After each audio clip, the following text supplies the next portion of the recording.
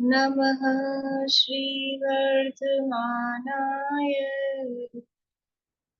निर्धूतकलिलात्मने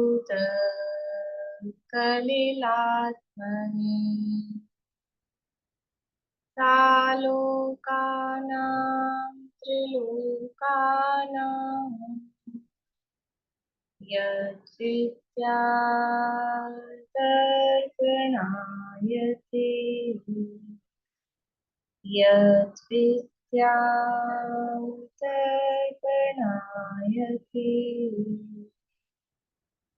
सकल पाप मल प्रक्षालक श्रीवर्धमान को करुणवन लोकालोक प्रकाशित करने जिनकी विद्या है दर्पण जिनकी विद्या है दर्पण।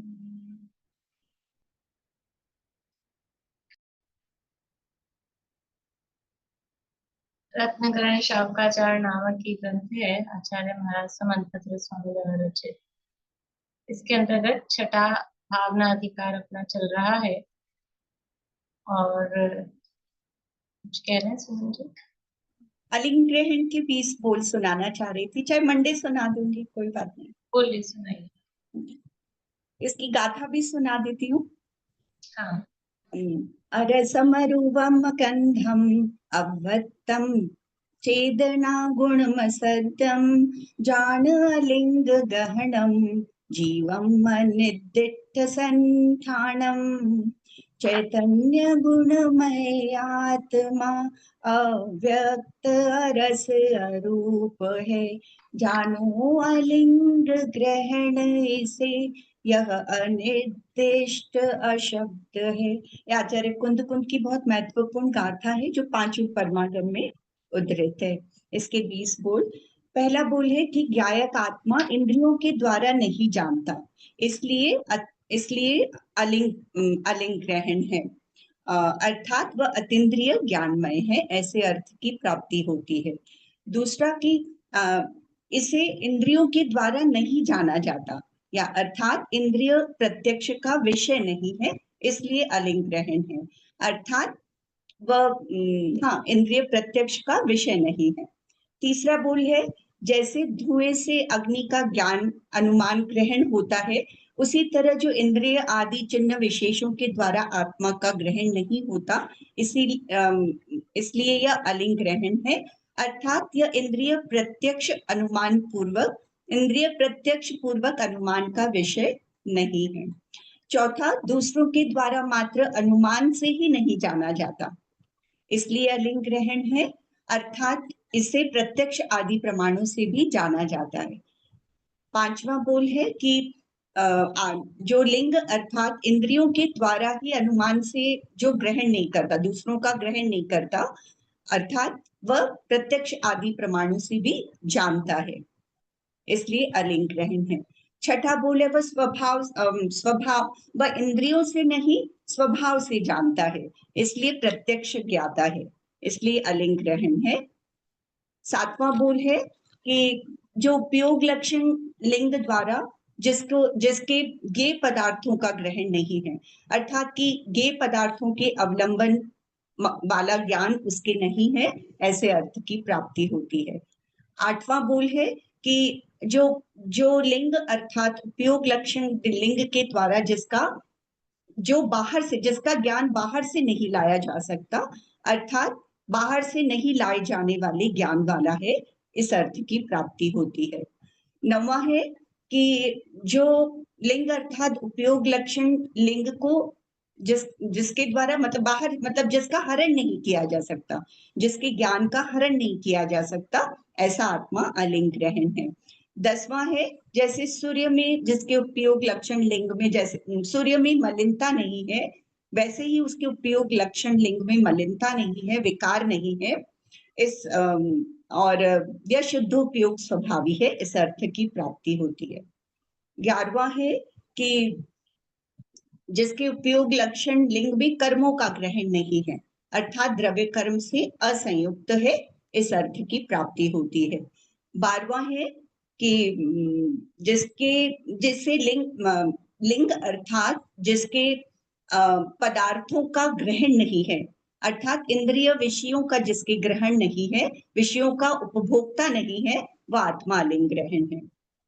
13वां है कि लिंग अर्थात इंद्रिय अथवा मन इत्यादि जो कारण है उसका ग्रहण उसके नहीं है, अर्थात जीवत्व को उस तरह से वो धारण नहीं करता, और जिसके रज और वीर्य से धारण करने वाला वो नहीं है। आत्मा ऐसा है, अलिंग ग्रहण से जीवत्व को धारण करने वाला नहीं है।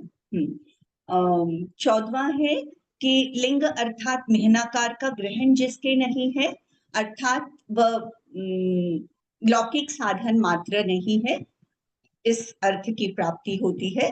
15वां है कि लिंग अर्थात अमेहनाकार का ग्रहण जिसके नहीं है, अर्थात लोक में व्यापकत्व रूप वाला नहीं है। 15वां है कि लिंग अर्थात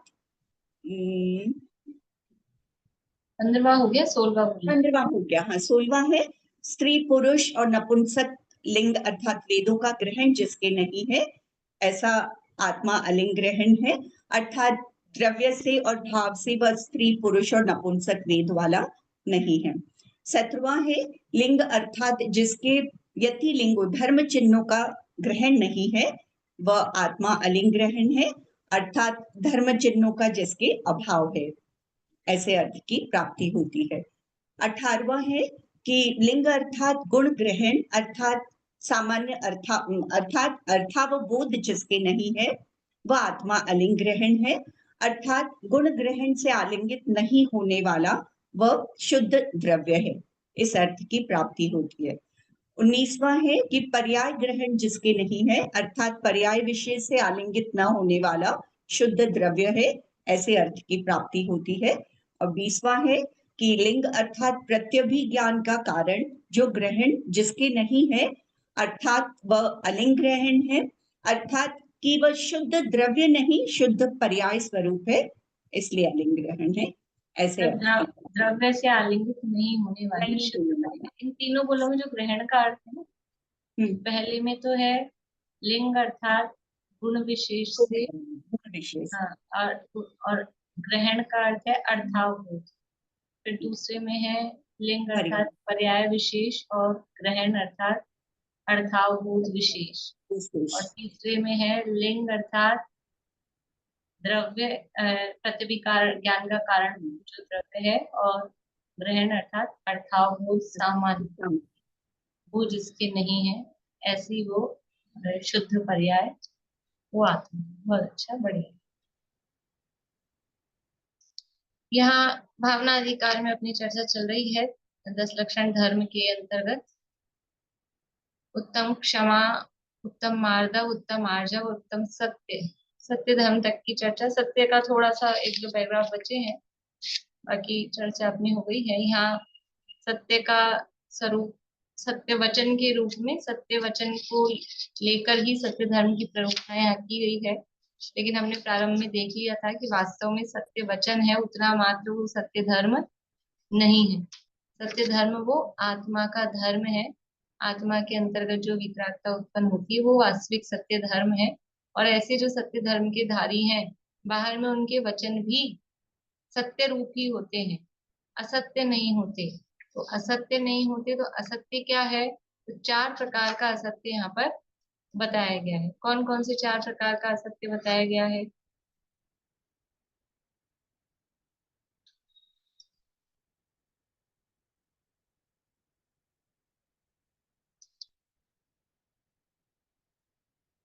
सत्य का अपलाप, असत्य का उद्भावन, गर्हित वचन और अन्यथा प्रूपण। सत्य का अपलाप, असत का उद्भावन, अन्यथा प्ररूपण और गर्हित वचन। इस तरह से ये 4, ये जो यहाँ कर्णानुयोग का कथन, कर्णानुयोग का कथन ऐसे करके दिया है, वो तो कर्णानुयोग का उदाहरण देके दिया कि कर्णानुयोग का ये कथन है ऐसा करके। उसका जो हेडिंग है वो ये है जो यहाँ कहा, सद्भूत को विद्यमान अर्थ का निषेध करना, यानी सत का अपलाप, दूसरा कहा असत भूत को प्रकट करना, यानी असत का उद्भावन। तीसरा कहा वस्तु स्वरूप को अन्य विपरीत स्वरूप कहना, ये अन्यथा प्ररूपण। और चौथा है गर्हित वचन। ये गर्हित वचन भी तीन प्रकार के कहे थे, गर्हित, सावध्य और अप्रिय। इन सब की भी चर्चा काफी विस्तार से यहाँ पे की है। अब यहाँ अपने को पढ़ना है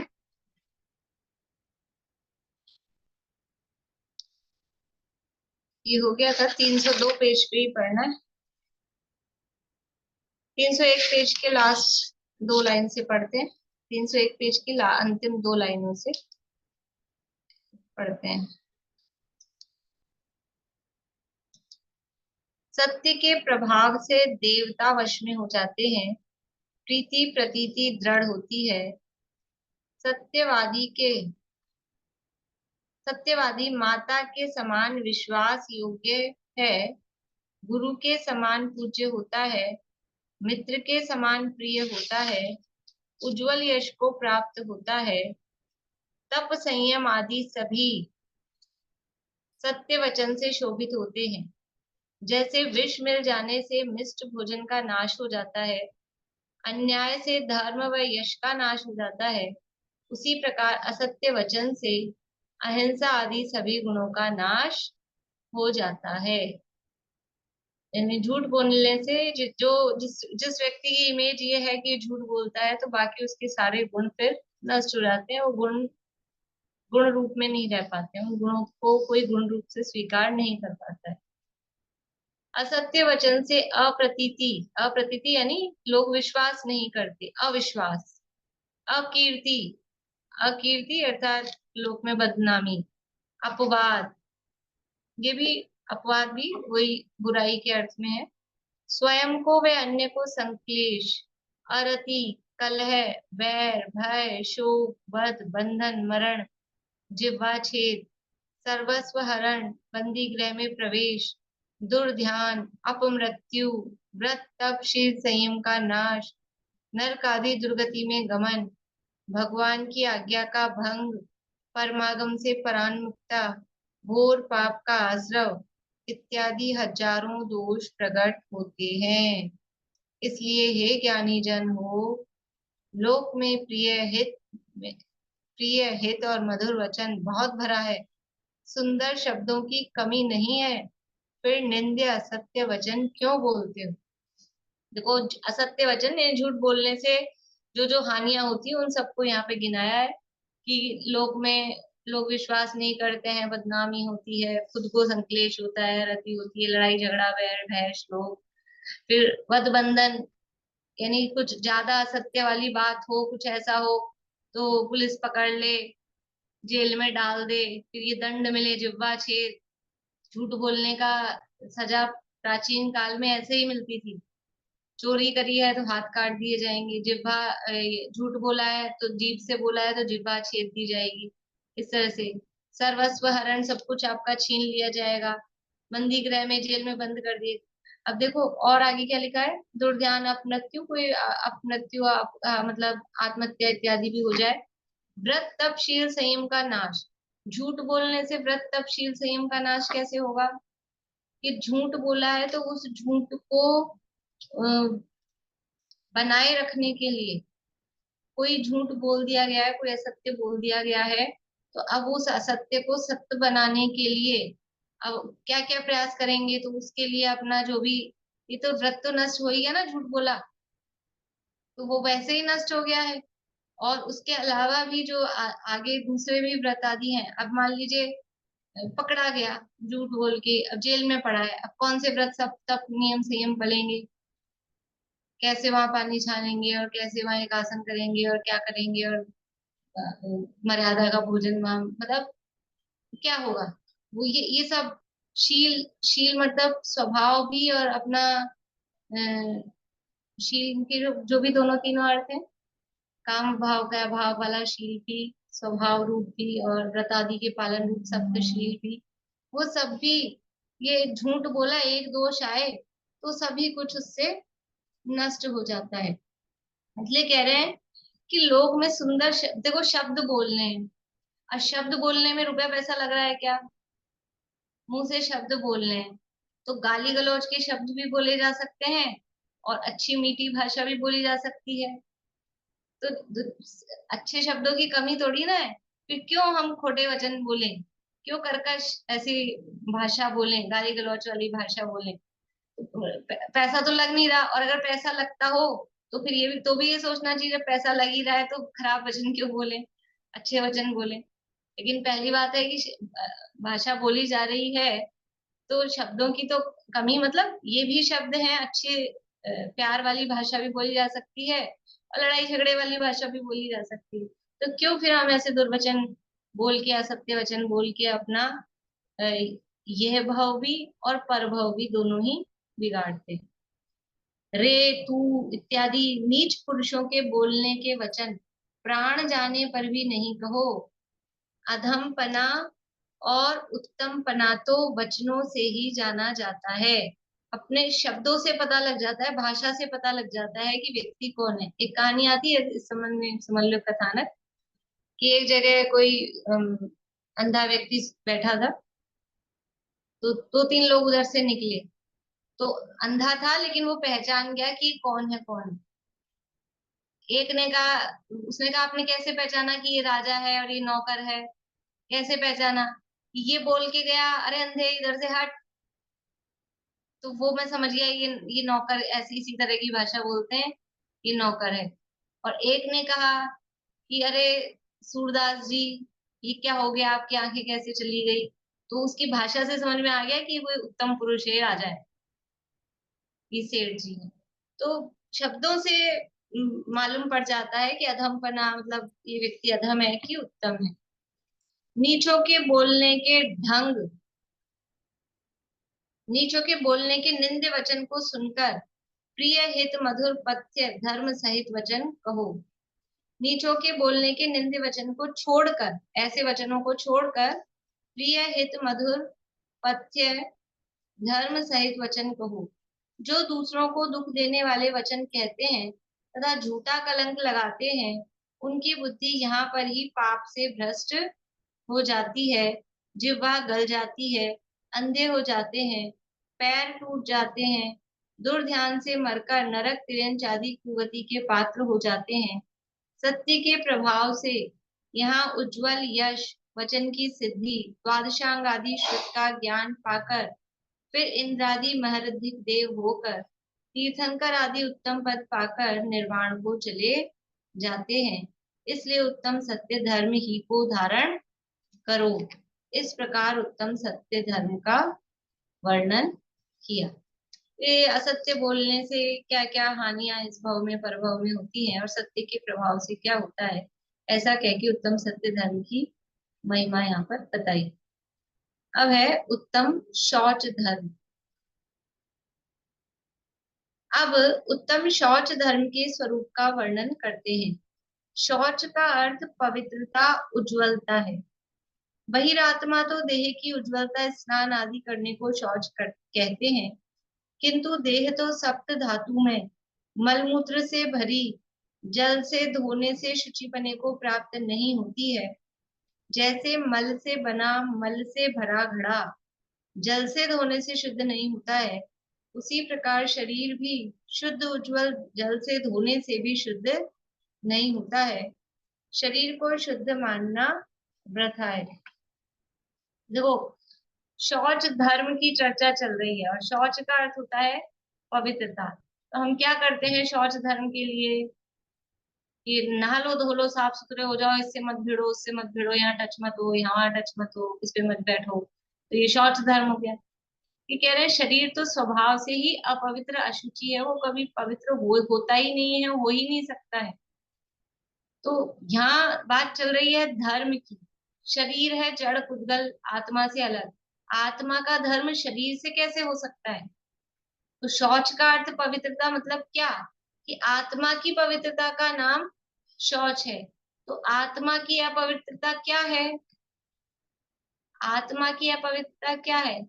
कि मिथ्यात्व और कषाय, यह आत्मा की अपवित्रता है। यही है, इनसे आत्मा मलिन हुआ है।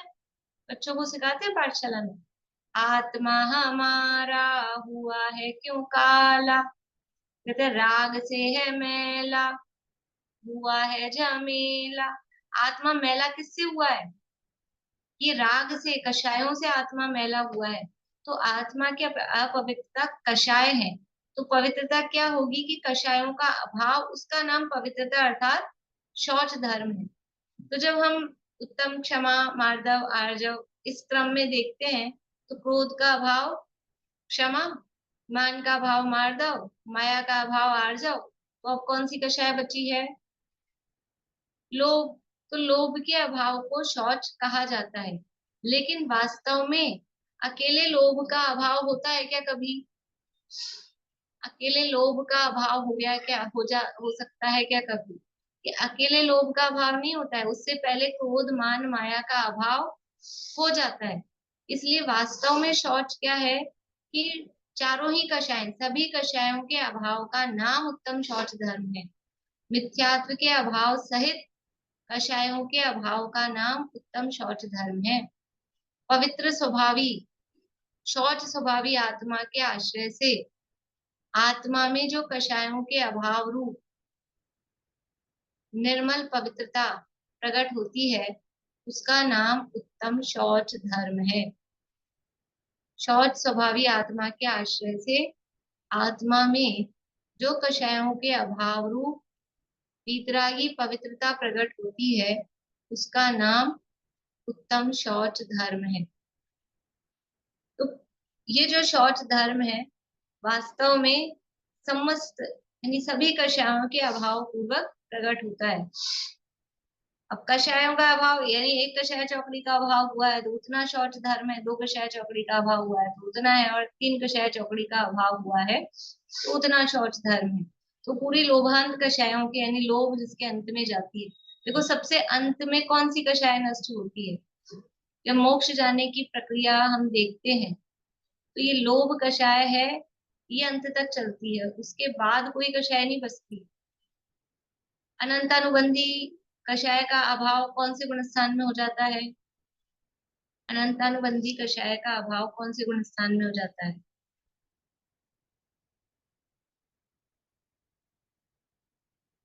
दूसरे में तो अनंतानुबंधी की बंध विच्छित्ति है, दूसरे तक तो उदय है प्रीति, दूसरे में नहीं होता।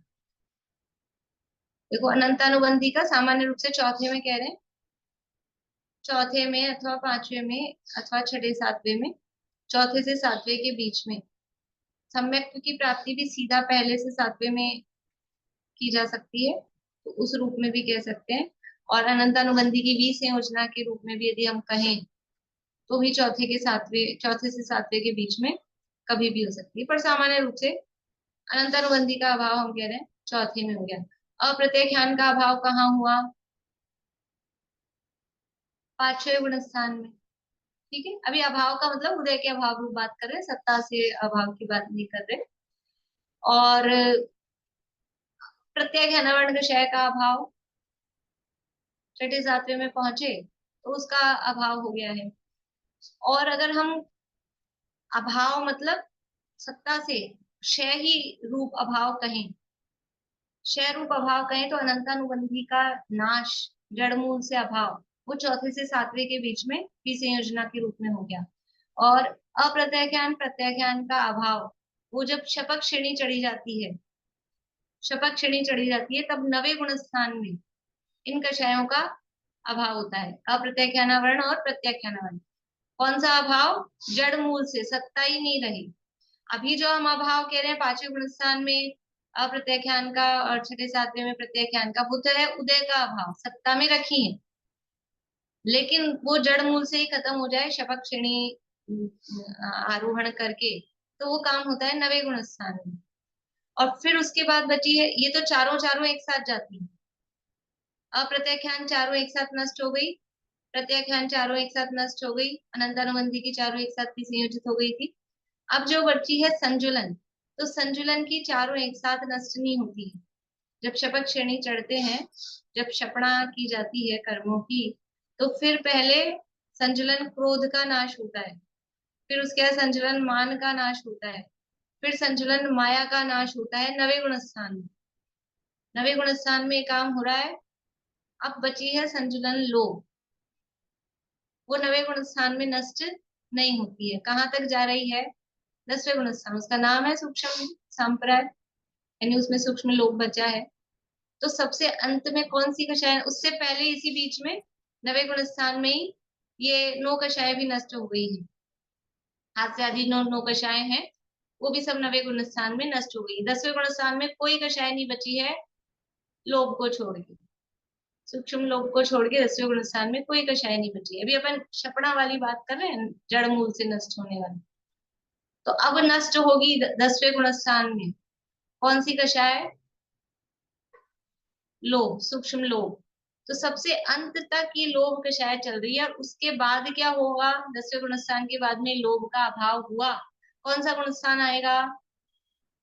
10वें गुण स्थान में लोभ का अभाव हुआ, कौन सा गुण स्थान आएगा? ऐसे बता दीजिए। ये 11 और ये 12 और ये 13 और ये 14, भी 10 के बाद तो 4 ही बच रहे हैं ना, तो कौन सा आएगा? 12वां गुण स्थान। क्षपणा की बात कर रहे हैं, 11वां नहीं आएगा अभी। उपशम श्रेणी होगी तो 11वां आएगा, लेकिन अभी अपन क्षपणा की बात कर रहे हैं, तो 12वां आएगा। तो अब 12वें गुण स्थान में क्या हुआ है? वीतराग का। ये वीतराग का पूर्ण शुचिता वहां प्रकट हुई है। 12वें गुण स्थान में पूर्ण वीतरागता है। तो 12वें गुण स्थान और 13वें गुण स्थान में क्या अंतर है फिर? 12वें गुण स्थान में एक भी कषाय नहीं है, पूर्ण वीतरागता प्रकट हो गई। तो 12वें गुण स्थान और 13वें गुण स्थान में क्या अंतर है?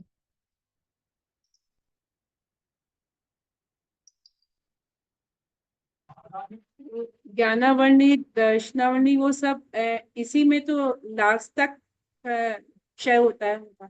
और जब इन चारों का क्षय लास्ट में मोहिनी का सबका क्षय होने के बाद में फिर 13वां गुण स्थान हो जाता है। बढ़िया। 12वें गुण स्थान में ये कषाय का तो अभाव हो गया, मोहिनी कर्म का पूरा नाश हो गया, लेकिन 3 घातिया कर्म अभी बाकी है। वीतरागता तो प्रकट हो गई, लेकिन सर्वज्ञता प्रकट नहीं हुई। और 13वें गुण स्थान में वीतरागता के साथ साथ सर्वज्ञता, तब वो अनंत दशा प्रकट होती है। तो मतलब है कि ये लोभ कषाय है, ये सबसे अंत तक रहती है। तो यहाँ पर भी वही क्रम बताया है, क्षमा, मार्दव, आर्जव, शौच। और ये शौच है, तो ये सभी कषायों के अभाव पूर्वक जो आत्मा में वीतरागता प्रकट हुई है, निर्मलता प्रकट हुई है, उसका नाम ये शौच धर्म कहा गया है। तो अब ये आत्मा का धर्म है, आत्मा में कषायों के अभाव से वीतरागता प्रकट हो रही है, और उसको वास्तव में शरीर से जोड़ना, मात्र शरीर से ही जोड़े रखना वो उचित नहीं है।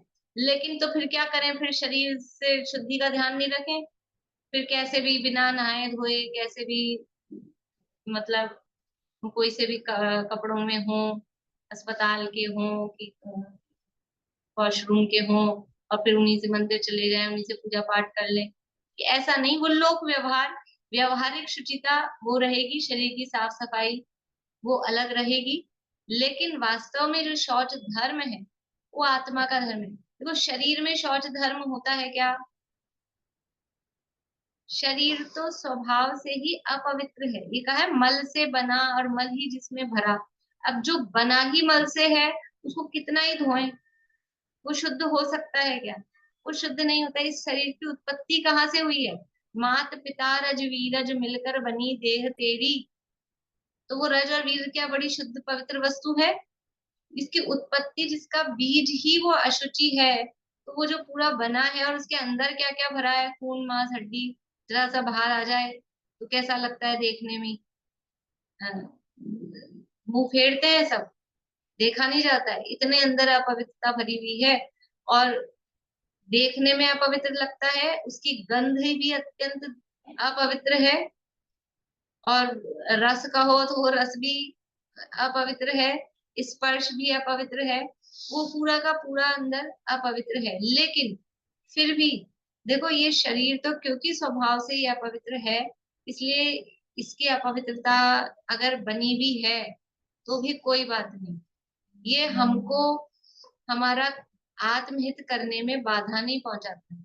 शरीर की अपवित्रता वो इससे हमको समझ लो थोड़ी पावर मिलती है, विल पावर स्ट्रांग होती है कि शरीर की अपवित्रता बनी रहे। शरीर तो है ही अपवित्र, तो वो बनी रहे अपवित्रता, लेकिन हम अपना आत्महित करने में हमें ये अपवित्रता बाधा नहीं पहुंचा रही है। क्यों नहीं पहुंचा रही है? कि शरीर कौन से गुणस्थान तक रहता है? कौन से गुणस्थान तक शरीर बना हुआ है?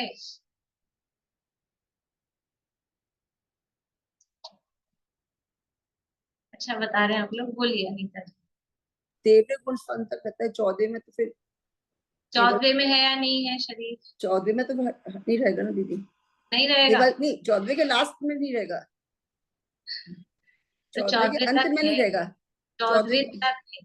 14वें के जहाँ अंत में शरीर तक का, नहीं रहेगा, हाँ, अंत में नहीं, अंत तक रहेगा। जहाँ अंत तक शरीर तो का रहेगा, अभाव उसके हुआ बाद में और केवल सिद्ध हो ज्ञान हो गए, जाएगा, हाँ, उसके बाद में जहाँ केवल शरीर ज्ञान का अभाव हुआ वो गुणस्थान नहीं रहा, इसका सिद्ध हो जाएंगे। तो शरीर तो 14वें गुणस्थान तक है ना? यानी शरीर बना हुआ था और हमको 13वां गुणस्थान हो गया, 14वां गुणस्थान हो गया, अनंत दशा प्राप्त हो गई, भगवान बन गए।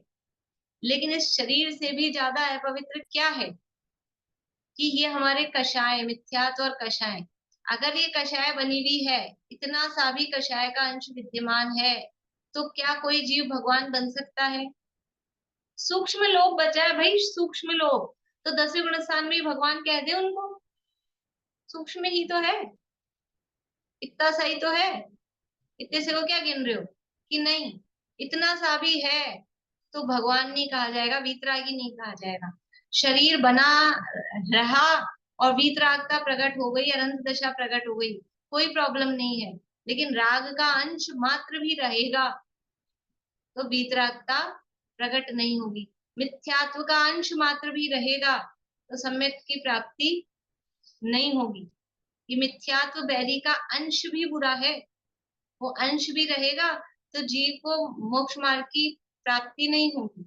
इसलिए इस शरीर से भी ज्यादा बुरा अपवित्र क्या है?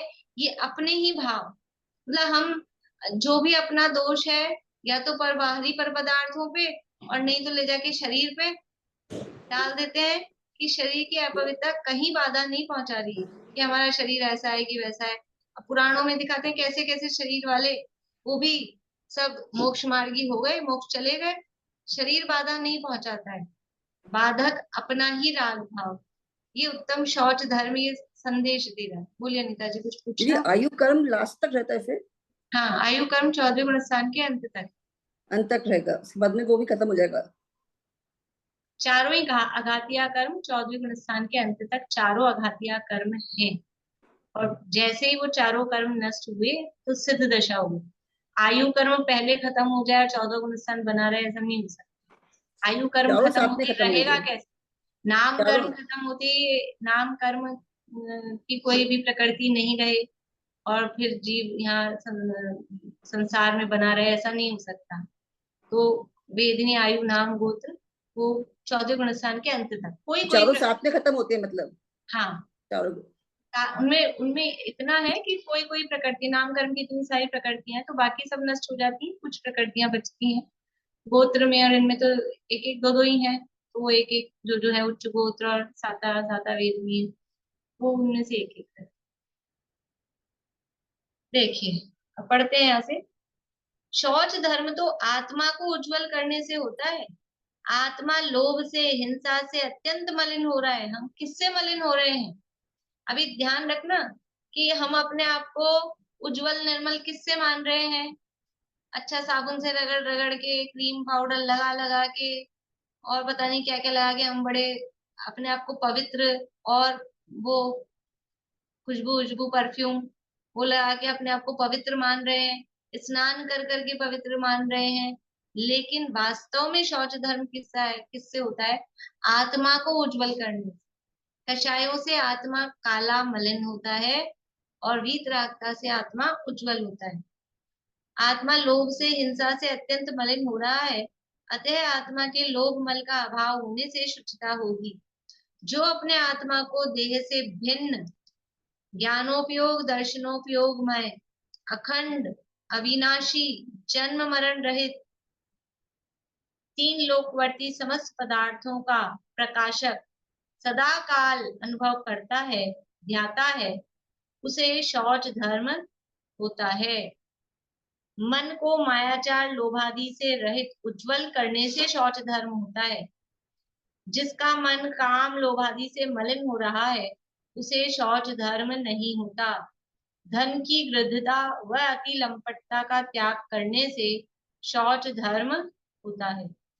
परिग्रह की ममता छोड़कर इंद्रियों के विषयों का त्याग कर तपस्शरण के मार्ग में प्रवर्तन करना वह शौच धर्म है। ब्रह्मचर्य धारण करना वह शौच धर्म है। देखो शौच धर्म क्या है? पापों को छोड़ना। तो कह रहे परिग्रह की ममता को छोड़ो, इंद्रिय के विषयों का त्याग करो, तपस्शरण के मार्ग में प्रवर्तन करो, उसका नाम शौच धर्म है। ब्रह्मचर्य धारण करो, ये है पवित्रता। बाहरी पवित्रता, ब्रह्मचर्य से बाहरी पवित्रता भी होती है, लेकिन वास्तव में अंदर में ब्रह्म स्वरूप आत्मा की लीनता, आत्मा के सन्मुख होना, उस आत्मा को प्राप्ति के लिए लगे रहना, उसमें प्रेम प्रीति धारण करना, उसका नाम है ब्रह्मचर्य। वो वास्तव में शौच धर्म है।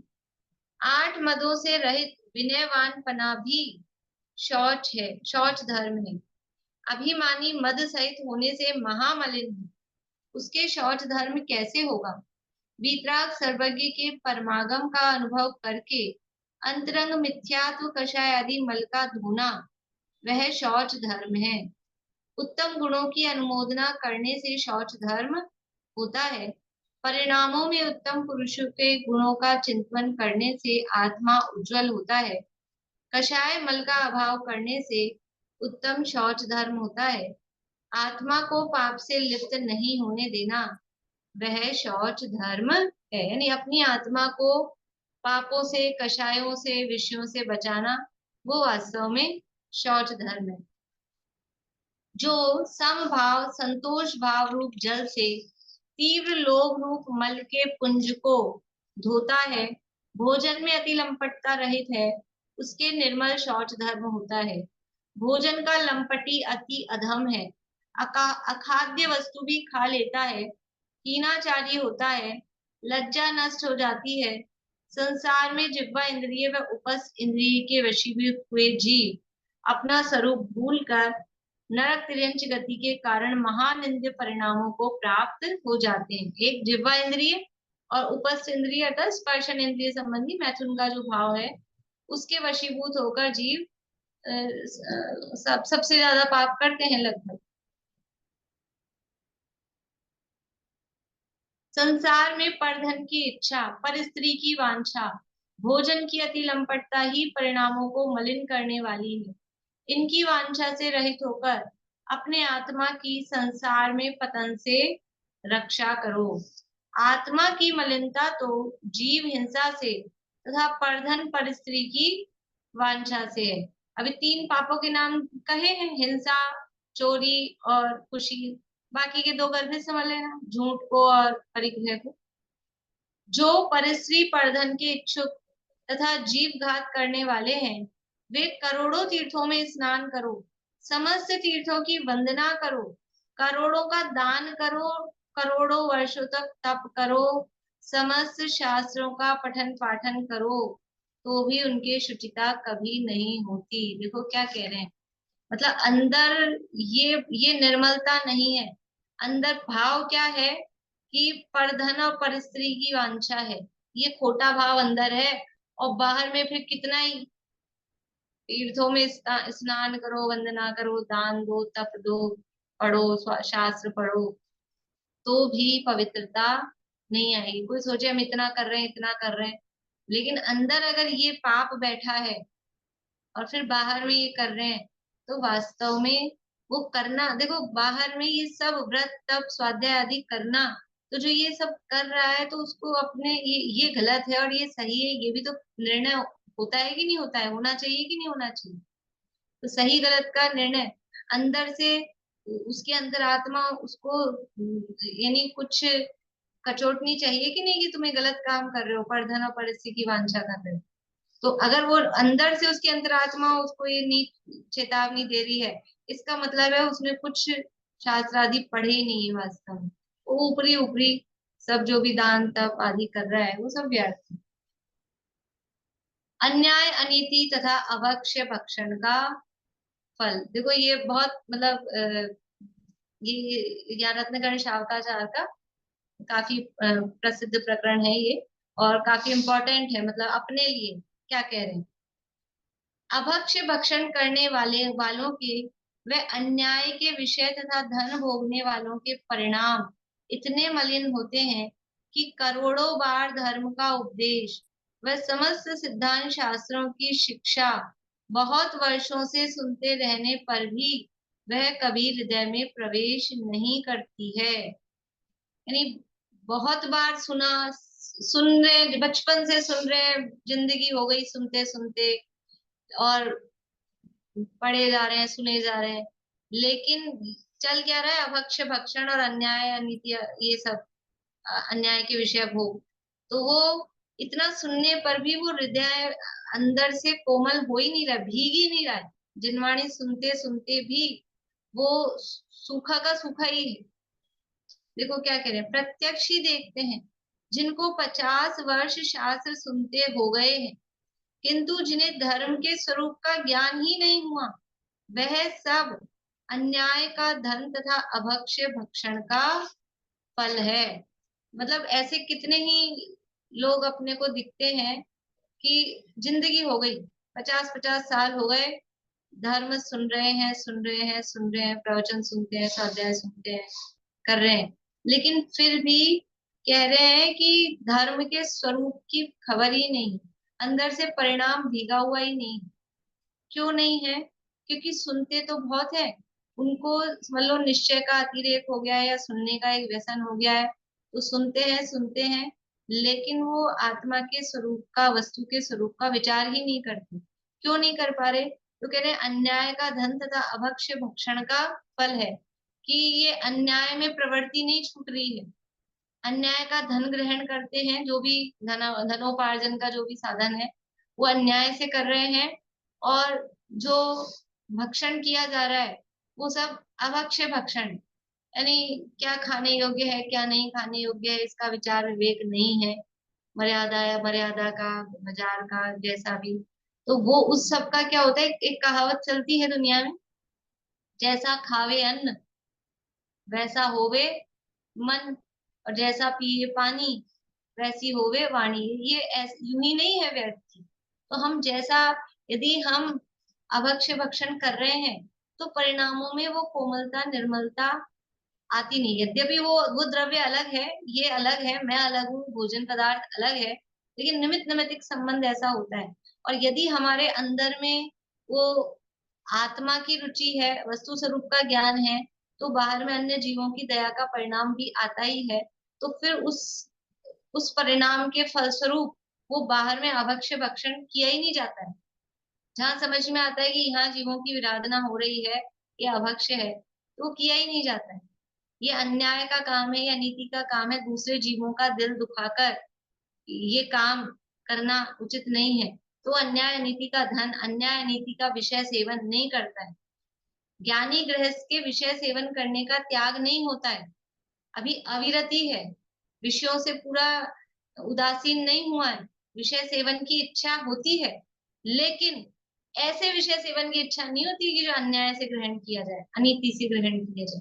न्याय नीति पूर्वक 96,000 शादियां कर सकता है, वो न्याय नीति पूर्वक शादी की है, लेकिन किसी की परिस्त्री को उठा के नहीं ला सकता है सम्यक दृष्टि से कि 96,000 कर ले और हम एक ही को लिया है, लेकिन परिस्त्री को लिया है, तो उससे तो अच्छे ही है वो 96,000 ला रहा है, लेकिन हम एक पर स्त्री को, दूसरे की स्त्री को उठा लाए कि नहीं, अन्याय से नहीं ग्रहण करें, न्याय का विषय सेवन करें। और भी जो भी विषय सेवन है वो न्याय नीति पूर्वक करें।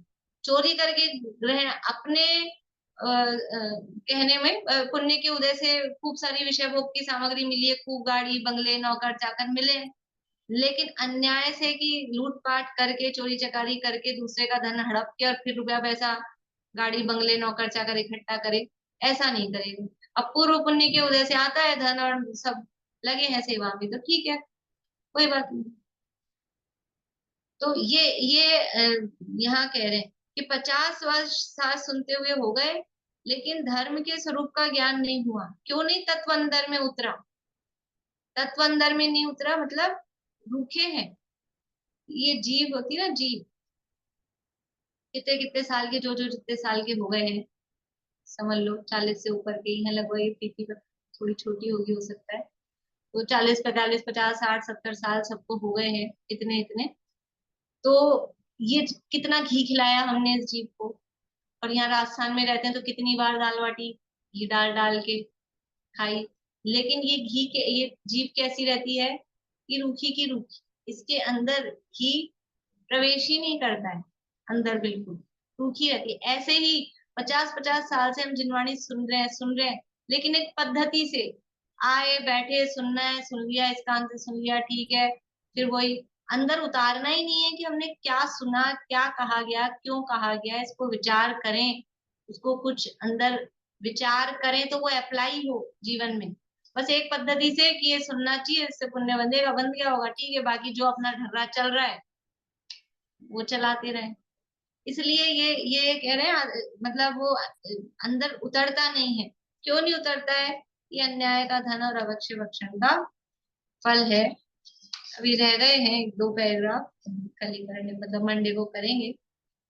एक लाइन पढ़ लेते हैं। इसलिए यदि अपनी आत्मा की पवित्रता चाहते हो तो अन्याय का धन मत ग्रहण करो, अभक्ष्य भक्षण नहीं करो, पर स्त्री की वांछा नहीं करो। शौच धर्म तो परमात्मा के ध्यान से होता है। अहिंसा, सत्य, अचौर्य, ब्रह्मचर्य तथा परिग्रह के त्याग से शौच धर्म होता है। देखो इसका मतलब ये नहीं है कि कोई आपके खाने मतलब ऐसा कोई बांध रहे हैं। यहाँ कह रहे हैं असली बात क्या है कि तत्व जो भी हम पढ़ रहे सुन रहे हैं उसका विचार करें, चिंतन मनन करें, अंदर से उसको फील करें, तो वो परिणाम जब भीगेगा। देखो जमीन में अंकुर कब फूटता है? बीज तो डाल दिए, लेकिन उस पहले ऐसे बीज नहीं डाले जाते हैं, पहले उस भूमि को जोता जाता है, नरम बनाया जाता है, और भूमि नरम हो जाती है और वो बीज को अंदर बोया जाता है, थोड़ा अंदर, तब जाके वो भूमि नरम होती है और वो बीज अंदर भीगता है ना, तब वो अंकुरित होता है। ऊपर ऊपर ऐसे सड़क पे जैसे बीज डाल दिए, वो भीग ही नहीं रहा है, तो अंकुरित कहाँ से होगा? तो हमने ऊपर ऊपर बस कानों में ये जिनवाणी डाल दी और सोच रहे हैं कि हम तो सुन रहे हैं 50 साल से, तो वो अंदर जा ही नहीं रहा है, वो बीज अंदर गया ही नहीं, तो अंकुरित नहीं हो रहा, इसलिए उसका फल नहीं दिख रहा हमको। इसलिए जो दूसरे लोग भी आक्षेप लगाते हैं ना, ये पढ़ते हैं सुनते हैं क्या मतलब है, इसीलिए हमारे माध्यम से फिर वो अप्रभावना भी होती है। यदि हम उसको अंदर विचार नहीं कर रहे हैं और थोड़ा भी जीवन में वो उतर के दिख नहीं रहा है, तो अन्य लोग उससे फिर अप्रभावित होते हैं, सोचते हैं ऐसे धर्म पढ़ने से क्या है, नहीं करना है, अच्छा हम ही अच्छी, धर्म नहीं करने वाले, धर्म करने मतलब वो एक तो वो उनकी सोच गलत है, लेकिन थोड़ा हमारा भी हृदय वो भीगे। और भीगेगा कब? जब हम विचार करेंगे, जो पढ़ा है, जो सुना है, जो कहा है, उस पर हम विचार करेंगे ये ऐसा ही है कि नहीं, क्या है वस्तु स्वरूप, तब वो परिणाम भी, तब वो उत्तम शौच धर्म प्रकट